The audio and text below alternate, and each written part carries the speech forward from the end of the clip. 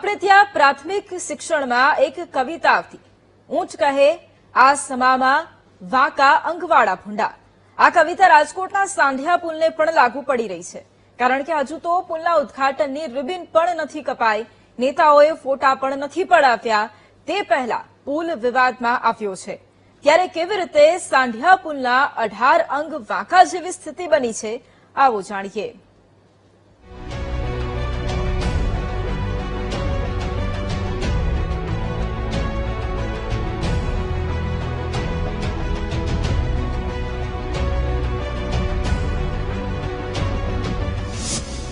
સાંધિયા પુલ વિવાદોમાં ઘેરાયો।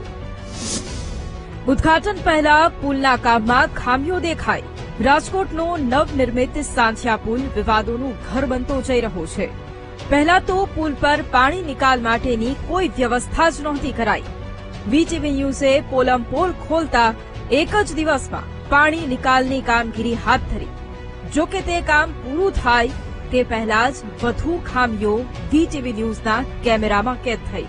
આમ તો સાંધિયા પુલ તૈયાર થતા લોકોને ટ્રાફિકની સમસ્યામાંથી છુટકારો મળશે, પરંતુ નેતાઓ ફોટા પડાવે તે પહેલા વીટીવી ન્યૂઝના રિયાલિટી ચેકમાં સામે આવ્યું કે પુલના ઉદ્ઘાટન પહેલા જ અહીં તો ડામર ઉખડી રહ્યો છે। 75 કરોડના ખર્ચે બનાવેલ આ પુલમાં ભ્રષ્ટાચાર થયો હોય તેવું સામે આવ્યું। આ રોડ બનાવવામાં આવ્યો છે, પરંતુ રોડનો ડામર છે તે ઉખડતો હોય તે પ્રકારના દ્રશ્યો છે તે જોવા મળી રહ્યા છે। હાથથી આ ડામર છે તે ઉખડી રહ્યો છે, એટલે કે સવાલો એ ઉભા થઈ રહ્યા છે કે માત્ર કોર્પોરેશન દ્વારા નોટિસ ફટકારીને ખુલાસો જ માંગવામાં આવી રહ્યો છે, પરંતુ આ પ્રકારનું કામ છે તે કેટલું યોગ્ય છે તે સૌથી મોટો સવાલ છે।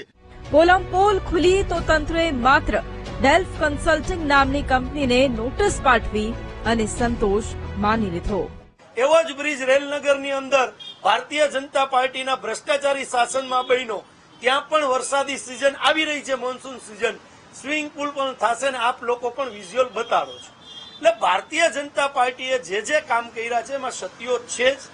એમાં નોટિસ આપવાથી કોઈ પરિણામ નથી બદલવાનું, દાખલો બેસાડવો પડે, અને દાખલો માત્ર અધિકારીઓ ઉપર નહીં, ભારતીય જનતા પાર્ટીના સત્તાધીશોએ જે કાળા હાથ એમાં કર્યા છે એમાં જો દાખલો બેસાડો તો રાજકોટ શહેરની જનતા અને વિરોધ પક્ષ તરીકે અમે માનશું કે હકીકતની અંદર હવે કંઈક નવીનીકરણ થવા જઈ રહ્યું છે। સવાલ અહીં પ્રજાના ટેક્સના પૈસાનો છે। કરોડો રૂપિયાના ખર્ચા પછી પણ ભ્રષ્ટ રીતે કામગીરી થાય તો આ પુલના આયુષ્ય પર પણ સવાલો ઉઠવાના છે। હવે નોટિસોનો જ ખેલ ચાલશે કે કોઈ કડક કાર્યવાહી પણ થશે તે જોવું રહ્યું। કેમેરામેન જુનેદ જફાઈ સાથે ભાવેશ સોંદરવા, વીટીવી ન્યૂઝ, રાજકોટ।